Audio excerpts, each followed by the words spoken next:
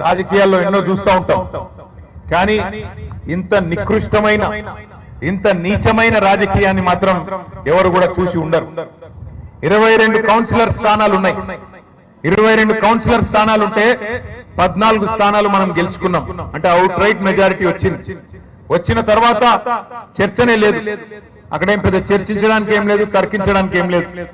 చెన్నూరు మున్సిపాలిటీలో కాంగ్రెస్ కు మెజారిటీ వచ్చింది, వాళ్ళు చైర్మన్ అయినారు. క్యాతన్పల్లి మున్సిపాలిటీలో మనకు మెజారిటీ వచ్చింది, మన పార్టీకి సంబంధించిన వాళ్ళు చైర్మన్ కావాలి.